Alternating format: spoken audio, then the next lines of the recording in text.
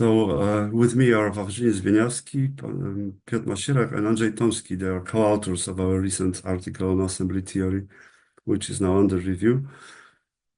And well, I'm honored to be with you. I'm honored to be able to present the results of our calculations of our research to your group, because I've been following you for some time, and I am really impressed by what you're doing to planaria, axolots, and all those animals, making them three-headed and so on, and working against the dominant block universe paradigm that I don't like much. Okay.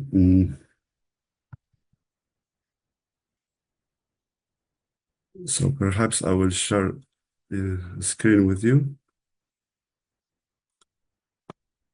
Okay. I believe I shared the screen now, yes? Yes. Okay. So I'd like to start with the consciousness cause collapse. This is one of the interpretations of the quantum measurement problem.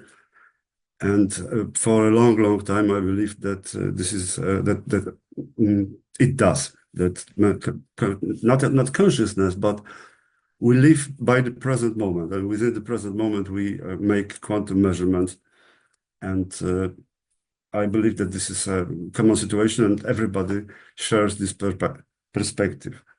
Until very recently, when 8 years ago, I've learned about an experiment in which the authors decided to wanted to confirm this idea, and to do that, they built a electromagnetically shielded chamber in which they put a double-slit device on a computer, and then introduced participants one by one. And the computer announced randomly commands like focus, don't focus, focus, don't focus. And the results allegedly show that while those participants were focusing on this double-slit device, they were destroying the interference pattern. In particular, if they were meditators or some people with increasing level of openness and so on. Well, I thought this is simply ridiculous, because my quantum TV set would not be working if there were any meditator in the room. Not to mention some attacks on quantum computers from some meditating people. So only then I realized that I was thinking about something else. So certainly it's not consciousness that causes collapse, no mystic brain waves or whatever. This is life that causes collapse, and every living cell conducts quantum measurement, in which it converts quantum information to classical one, not always precisely, and then conveys this information to other cells. So, for example, neural network of a human brain has a quantum foundation, because each neuron is a biological cell, but then the transmission of the information is classical. Why a case against teleophobia? Well, we have so many different terms basically to convey the same meaning. It reminds me of the situation of a Rwandan genocide in 1994. I was in Rwanda 15 years ago because I was amazed how come that 800, almost 1 million people was killed in 3 months. That was the most efficient genocide in human history. And at the beginning of the genocide, they didn't call it a genocide. They called it acts of genocides, not to, I mean, this is perhaps the part of human nature, not to name things as they should be named. And I believe that the same phenomenon is here, because so different definitions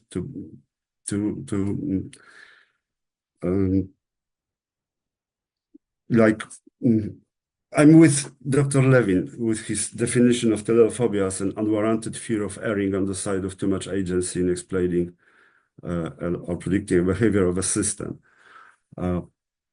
So for me, living organisms are clearly governed by different principles than dead organisms, because living organisms are goal-oriented, while and we are dissipative structures working locally against the second law of thermodynamics.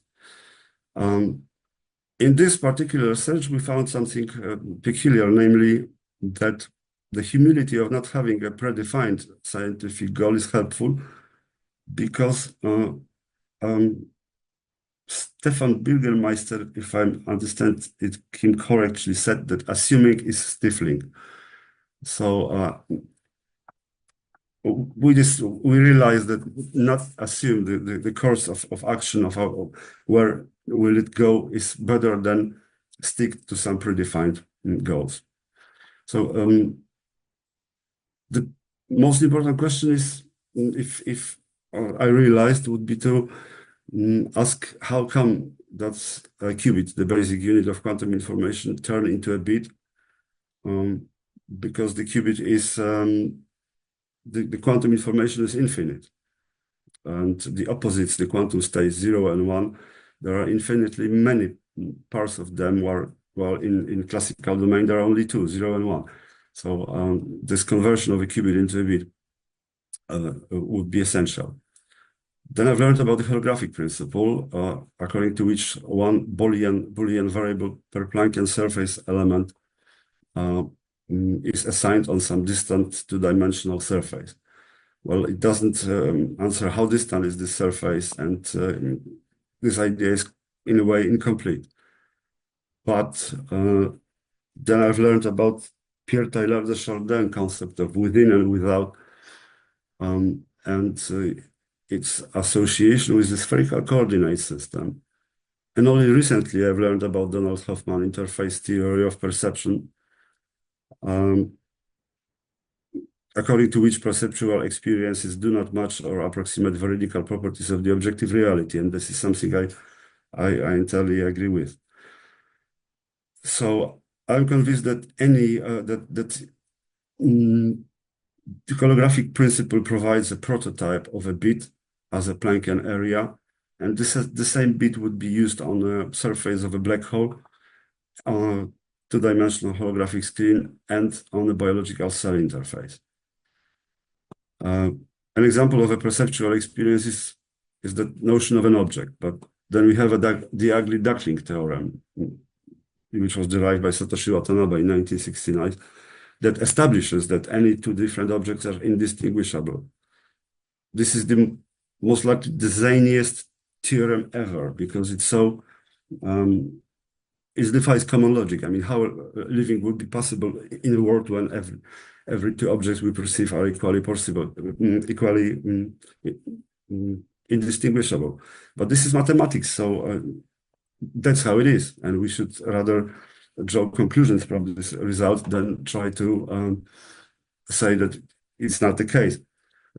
Watanabe himself was so puzzled with this result that he proposed, as a corollary of his theorem, that we have to assign weights to the questions that we ask the reality. For example, let us consider three objects. We can assign them to 8 groups only that we can say might correspond to questions that we ask to those objects. So to the first question, all objects would answer negatively, and to the last question, all objects would answer affirmatively. But any two objects share 4 groups only, meaning that they are equally indistinguishable. So Watanabe's suggestion was to assign weights, like saying that question 2 and 5 would be more important than questions 3 and 7. And this is true. And this is how we learn to discern. And I believe that this is how our perception works.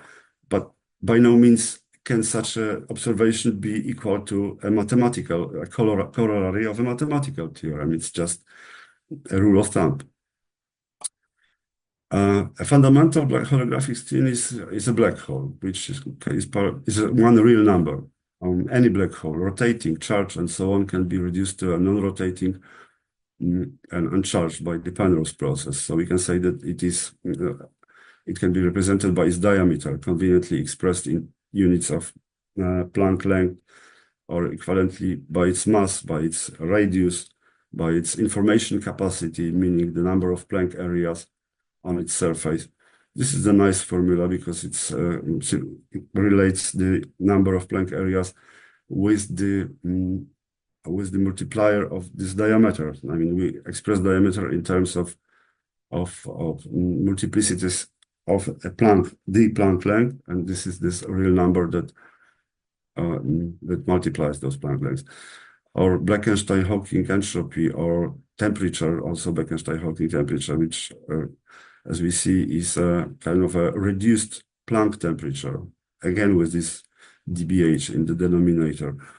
By black hole energy, by our black hole entropic work or average energy, which is just the product of temperature and entropy, and it equals half of the black hole total energy.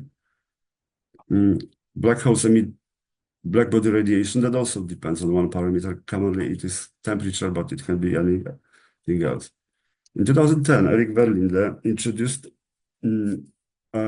something he called variation of entropy, motivated by the holographic principle. And he related it to, as a this variation of entropy was a function of a reduced Compton wavelength.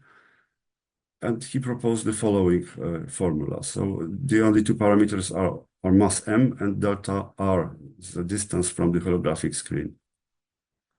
I am convinced that gravity is entropic, even though scientific community is skeptical about it. Namely, to clean the room, I will need not only energy, but some predefined structure of information, like a vacuum cleaner, for example. And this holds true for any, say, anti-entropic action.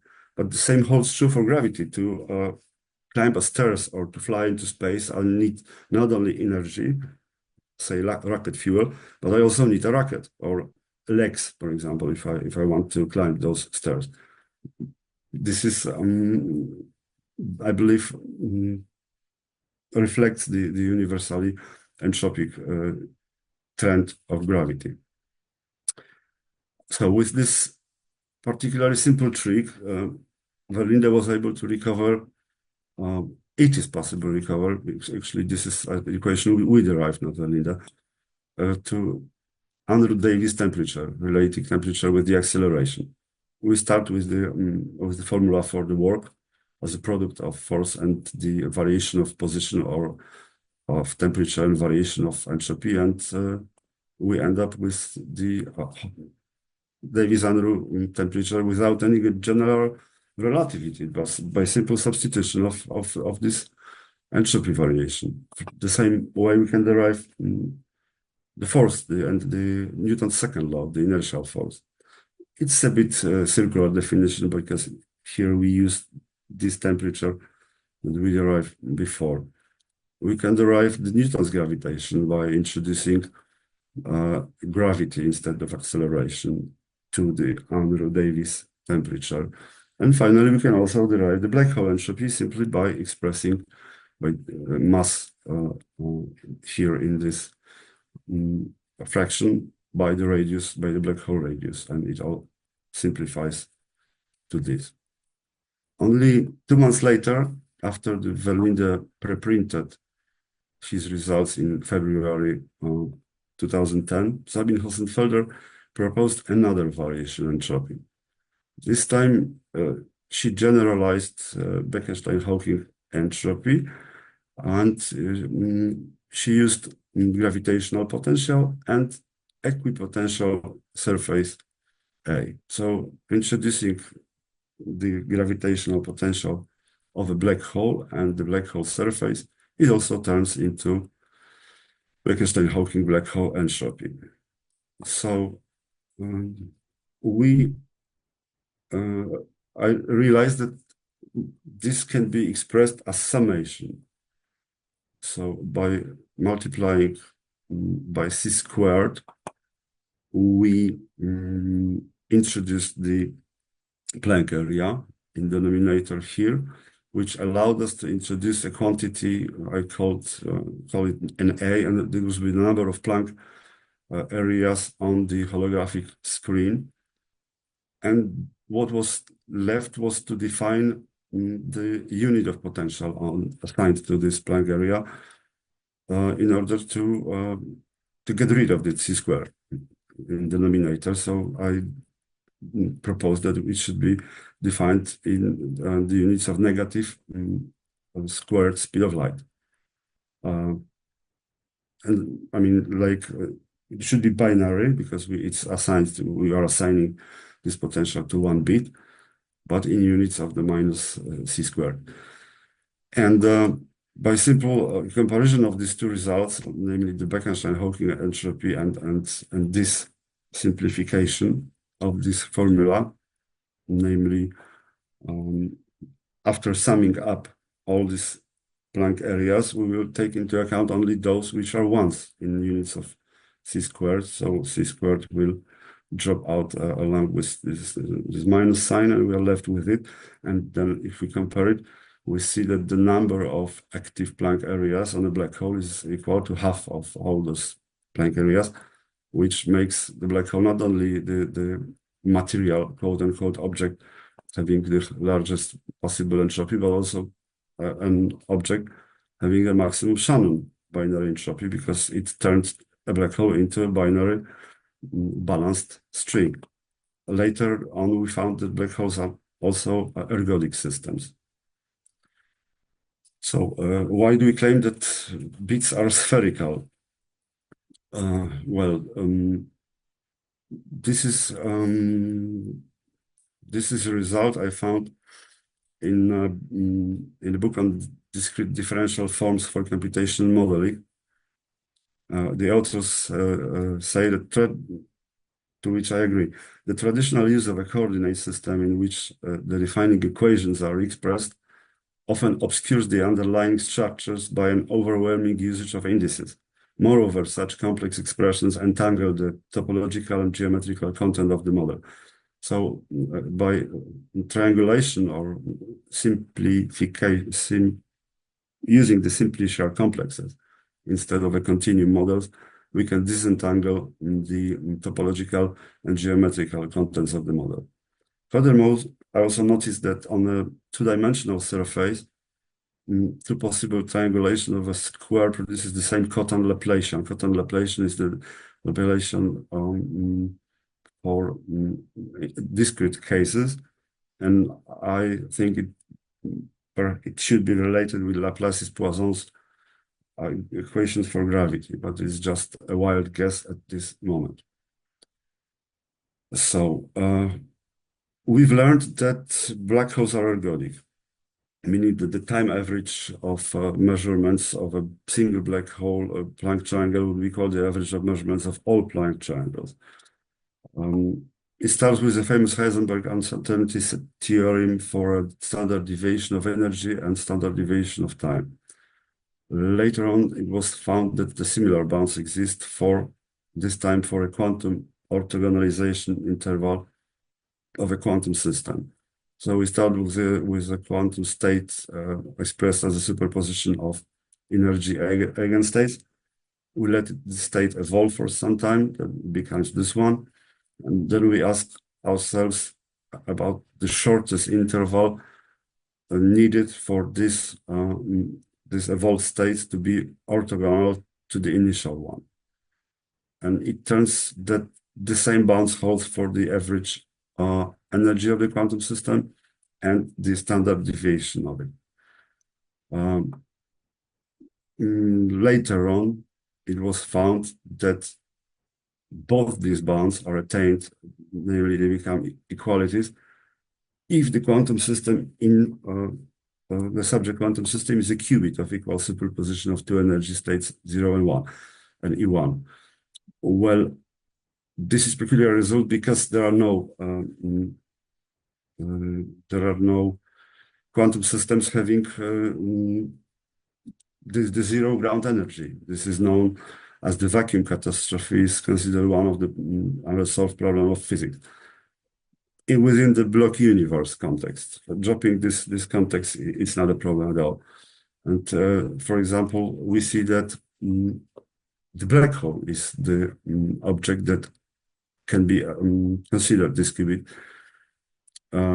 because it was found that the E1 energy, the highest energy agent state, is bounded. It should be larger than half of the maximum energy of the system and equal to the maximum energy of the system. And here we got a black hole, namely the energy agent state, non-zero, non-vanishing eigenstate, equals the maximum. So we are at this at the right side. And these two drawings show us the some intermediate situations. I think that it can be assigned to a photon, which we know has only one energy given by Planck relation, and is perhaps also related to the black body radiation temperature, but also this is something we are researching.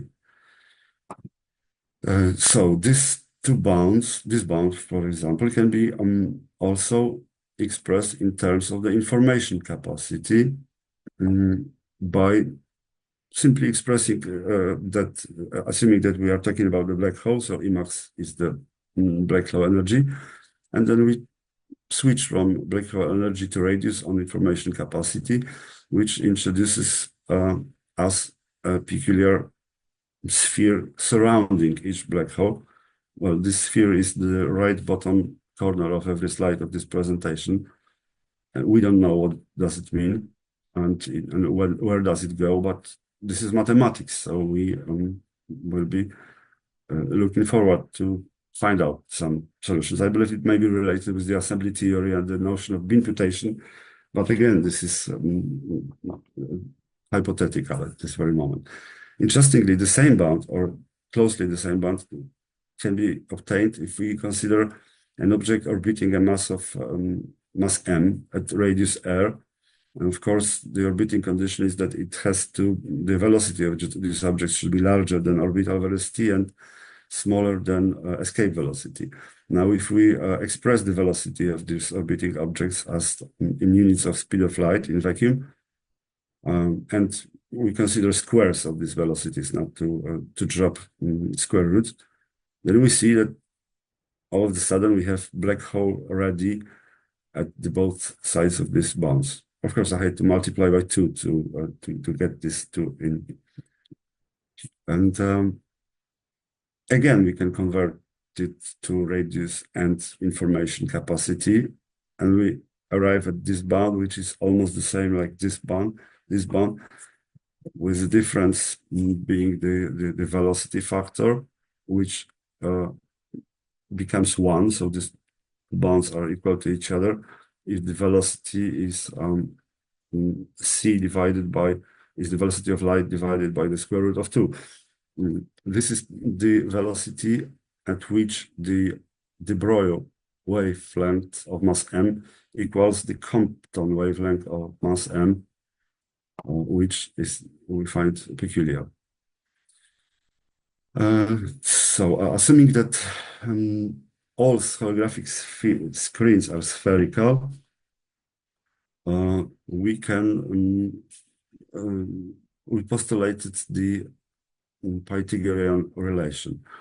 So relativity is grounded on Mach's principle, and Mach's principle, introduced to physics by Ernst Mach,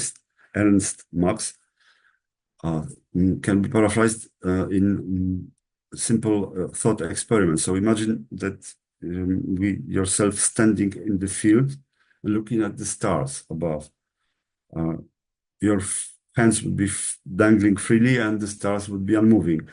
But when you start spinning, then you'll see that the stars are rotating and your arms are being pulled away.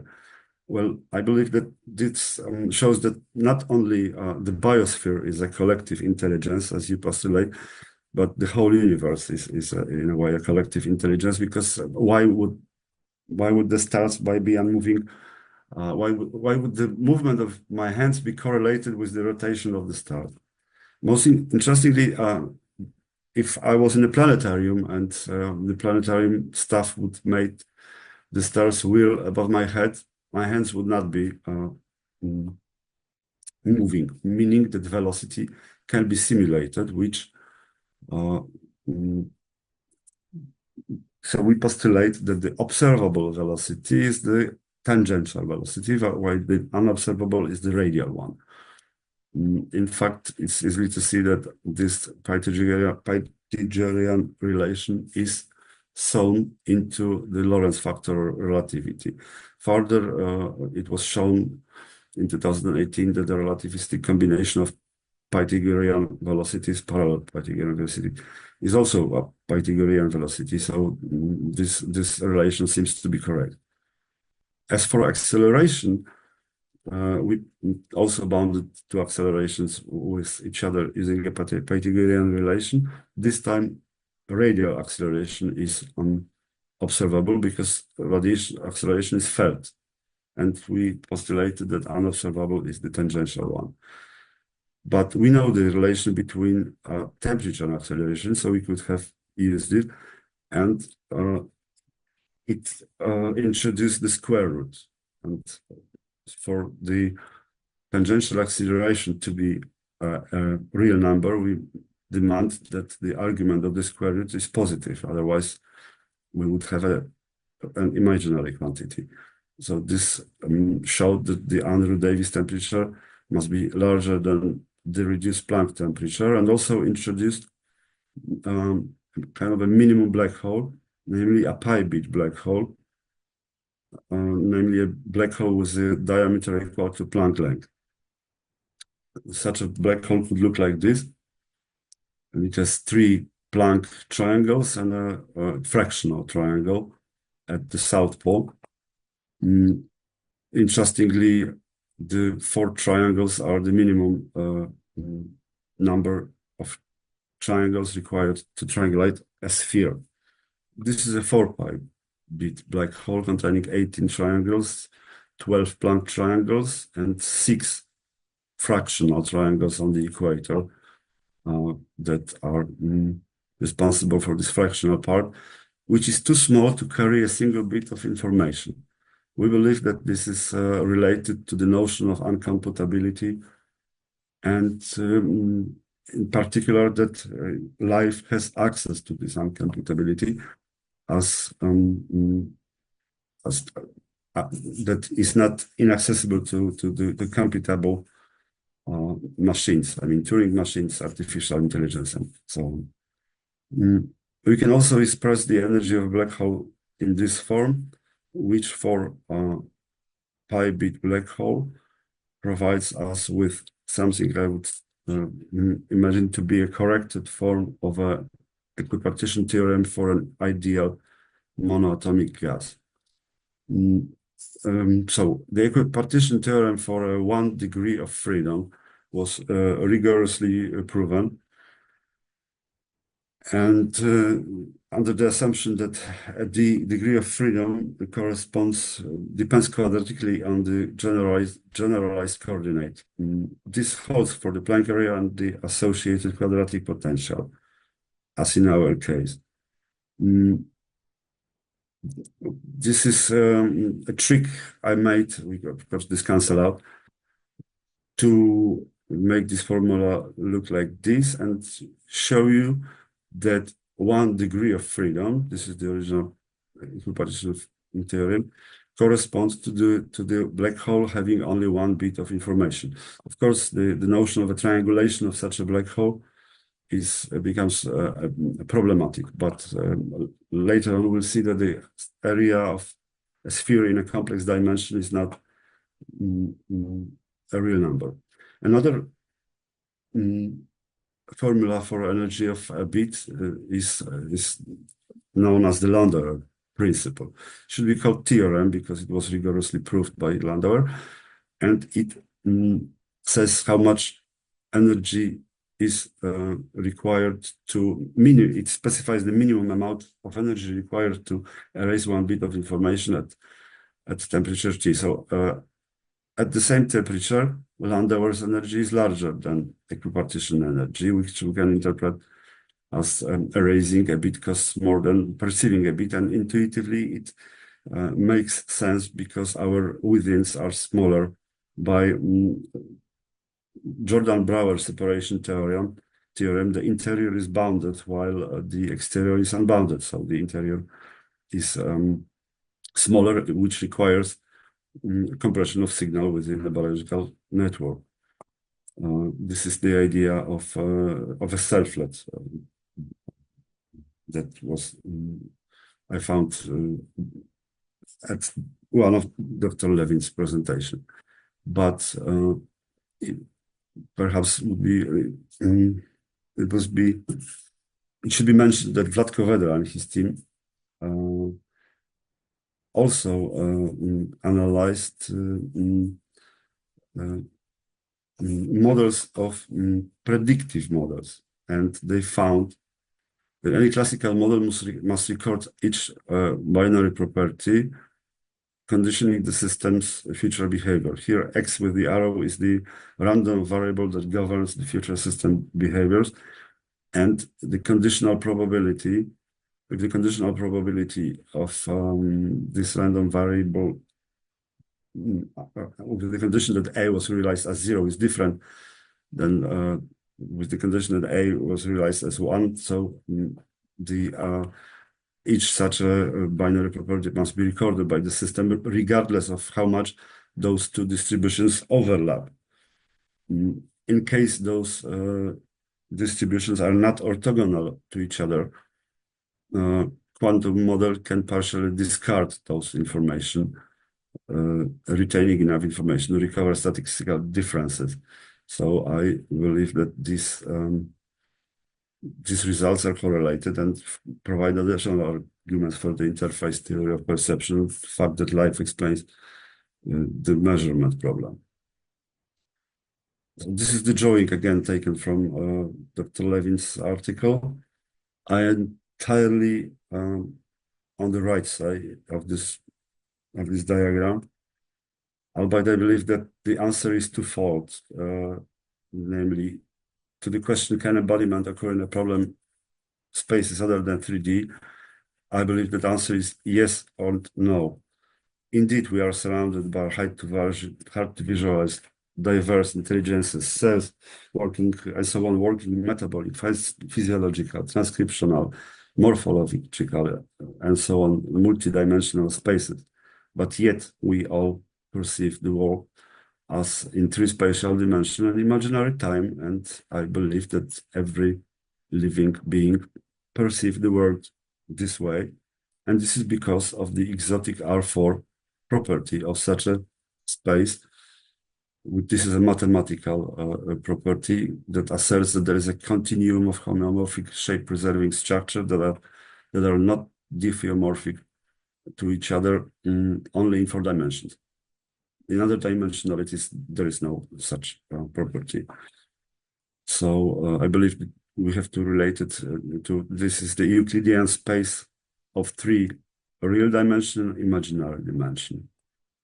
For example, we can distinct objects into being distinguishable, indistinguishable, eternal, temporary, and perhaps with the additional definition of atemporal partial mathematical truth.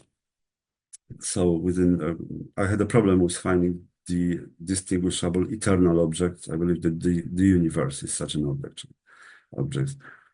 And what I found funny is that when we consider distinguishable object, we admit subjectivity, but for indistinguishable objects, we are more prone to look for some stiff definitions, universal truths, which I believe not always is possible. I mean, it's certainly possible for a circle, because a definition of a circle is precise. It's a set of points equidistant from some other points known as called as center of the circle by the same distance. So if we only agree on the meaning of a notion of a point and distance, we have the same specific definition of a circle.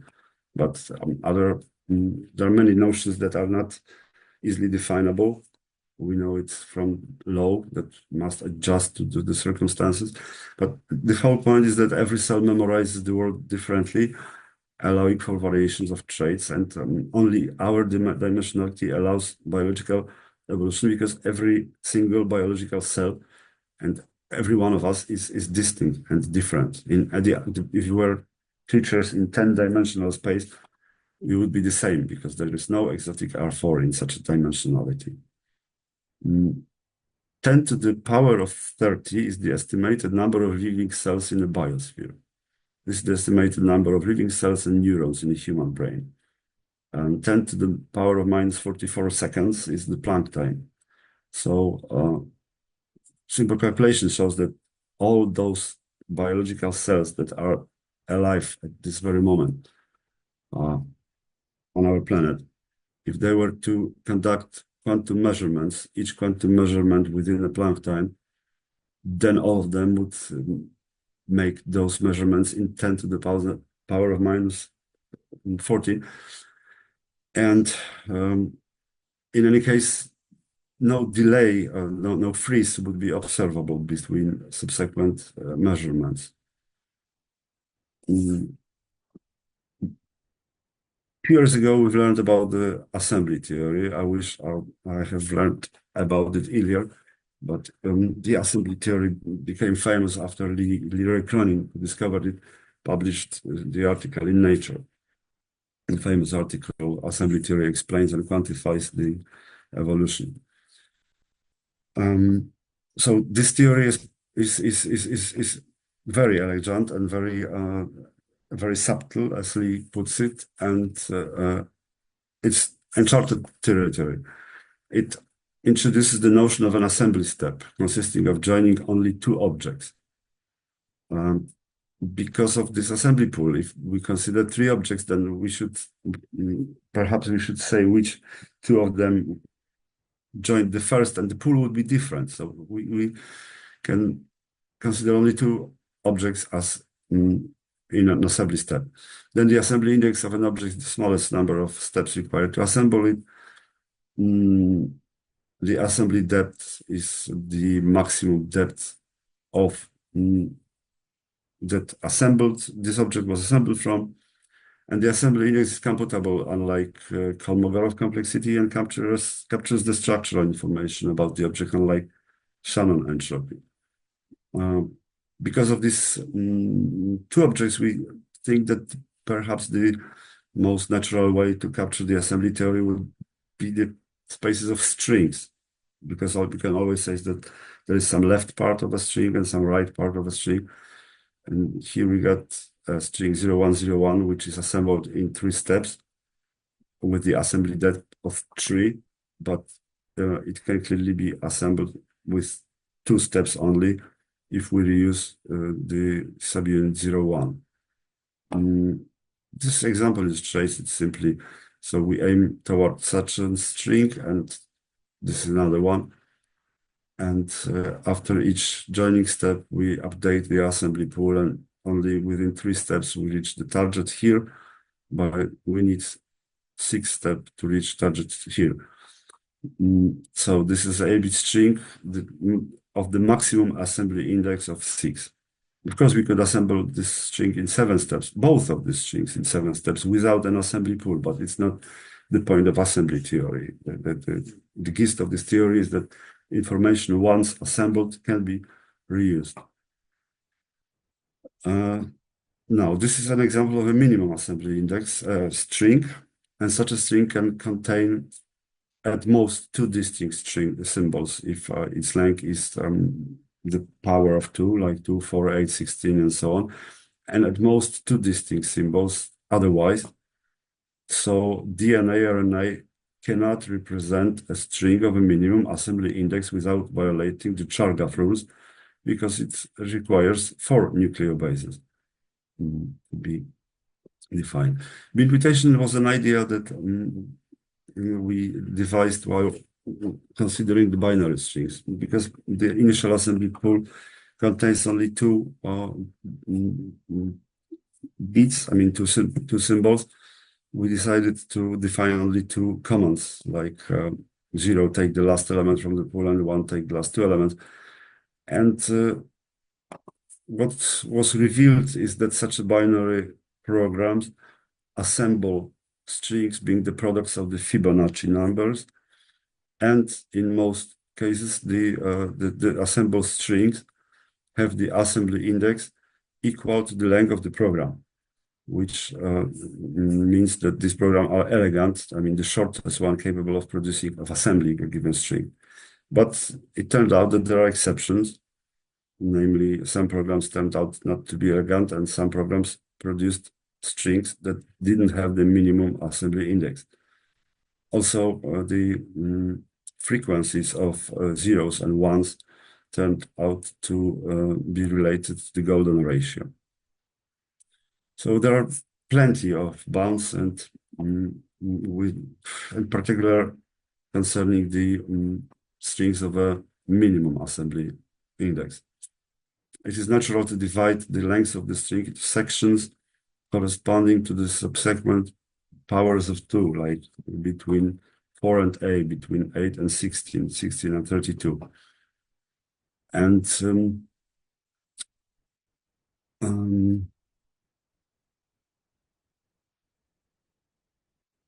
the strings having lengths of powers 2, 4, 8, 16 have the assembly indices equal to this power. These are these ones. Then we have bounds on the assembly depth of strings having the maximum assembly index. This is the ceiling of the logarithm with base 2 of n, which with n is the length of the string. And this is intriguing. The black curve is the Chanda-Sutra method. Namely, this is the number of steps required to reach 1, starting from an integer, following the two simple rules. If the number is odd, then subtract 1. If it's even, divided by 2. So from 15, we require 6 steps to reach 1. But the assembly index of a minimum assembly index of a string having length 15 is 5, not 6. Namely, join 0, 1, join 0, 1 with 0, 2 steps, join this doublet and triplet with each other, 3rd step, 4th step, reach the 10-bit string, and 5th step, make the 15 long 15-bit string. But this string is not balanced because it contains only 6 ones and 9 zeros. So it's not a black hole, because the black holes are balanced strings, and black holes are here given by the Chanda-Sutra method. These are these exceptions in imputation, in particular for strings of length 8, 16, 24. We are researching the subject, but we are not assuming where does it go. 4. This question why 4 would be particular. Where we have exotic 4, because the 4-dimensional space is the space in which there are 6 regular polytopes, and this is maximum for, because in any other, of course, in 2-dimensional space there is infinite number of regular figures, but in this is an exception. In 5th, 6th, 7th, and so on dimension, there are only 3 regular polytopes. 4 is the 1 unit of a black hole entropy. This is the first non-prime number. This is the shortest string with 2 assembly indices, which is also kind of strengthens this Bekenstein-Hawking entropy. And what is interesting is the general formula for a surface of a ball in a complex dimension resolves to such a form containing a trigonometric form, and this form vanishes if we substitute r equal to 1 divided by square root of pi, and this is this would give the area of 4 in a regular form. So I mean this is also this radius corresponds to the 1 unit of black hole entropy, and is given by the general formula. Another publication that is should be soon published by Institute of Physics in a conference series relate to our research on the fine structure constant that was reviewed in graphene. Namely, it turned out that there are perhaps two, or even more than, like there is alpha is the regular fine structure constant, and we found three other fine structure constants related to each other. But they are related with the same formula with the elementary charge. Elementary charge defines both matter and antimatter, and there is no elementary mass concept. From the universality of a black hole entropy, we extended it to all black body celestial objects that emit black body radiation. We received the complex gravity and complex temperature, a kind of an extension of a Bekenstein-Hawking temperature, which turned out to reduce to the regular black hole gravity and temperature, but also in moduli. I mean, if this complex number is multiplied by the complex conjugate of itself, then this factor would also vanish. So your peculiar result on bioelectricity are, I believe, may be related to our results. And this is a summary of what we have. So we have a definition of a beat as a spherical Planck area in units of the negative speed of light. We propose that the interface of perception is a sphere in three-spatial real dimension and imaginary time, but of course it shouldn't be simplified to thinking that we are like geometrical balls in some black universe. This is not what it's all about. Namely, the sphere is capable of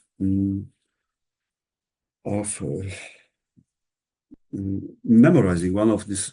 This is one parameter that parameterizes the black hole in a curvature, and in case of a charged entities, charged celestial objects, these neutron stars and white dwarfs, we would need some other mechanism to store this second parameter, namely the electric charge.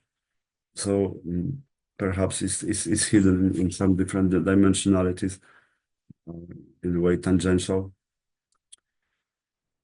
So we propose this two Pythagorean relation with the speed of light and Planck acceleration as hypotenuses. The imputation might be perhaps a mechanism for the evolution of information. While we were very happy to find that the article saying that agency cognition are fundamentally not computational, because we believe that it is so, and it is related to the notion of the fractional triangles that perhaps during the evolution of information expand to becoming a regular Planck triangles capable of carrying a bit of information. We have found a vast non-physical latent space of patterns, bounds, and rules within the realm of assembly theory, and this is there is a lot to discover. Well, where could it be used? There is an unexplained cosmological phenomenon called axis of evil, because it says that the plane of the solar system is correlated with the observed microwave background radiation. I think it's related with the fact that these planets are in motion, and they introduce this effect, meaning that every planetary system would have its own axis of evil. Of course, this cannot be experimentally confirmed, I'm afraid, at this moment. Well, there is the ball lightning, unexplained physical phenomenon, also related to sphericality.